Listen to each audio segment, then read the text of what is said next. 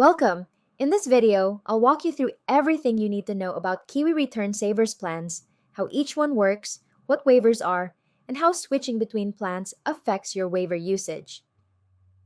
This video will help you find which plan fits your store and understand how waivers are tracked and reset so you can be successful using our app no matter what. Let's get started.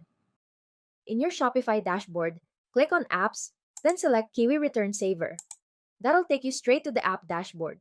At the top, you'll see your plan section.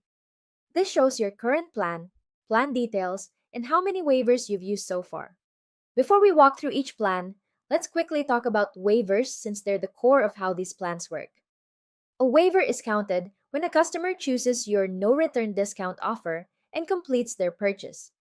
They agree to keep the item with no returns allowed in exchange for a discount.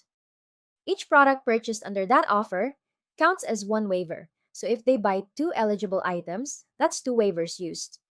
To view and manage all plans, click on View All Plans, or the Plans section in the left-hand sidebar. Now let's look at the plans.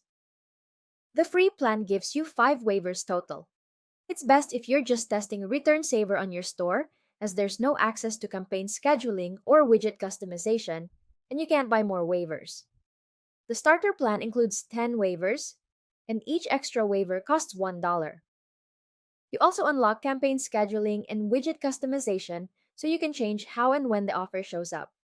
The growth plan comes with 50 waivers, and additional ones are 75 cents each.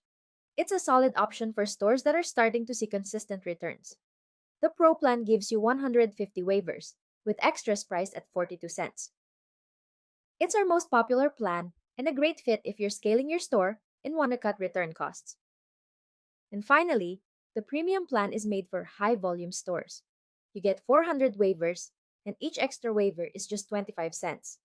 It offers the lowest cost per waiver and is built to support larger operations. To switch plans, just click Subscribe under the plan you want. The change takes effect immediately, and you'll get access to your new waiver count and features right away. Now, here's what happens when you switch plans. Your waiver count resets every time you change. So if you go from free to paid, switch between two paid plans, or even downgrade, your waiver usage starts over. Each plan keeps its own waiver limit, and waivers don't carry over when you switch. And that's it. Now you know how the plans work, what waivers are, and what to expect when switching. If you ever need help choosing the right plan, just reach out to our support team. We're happy to help.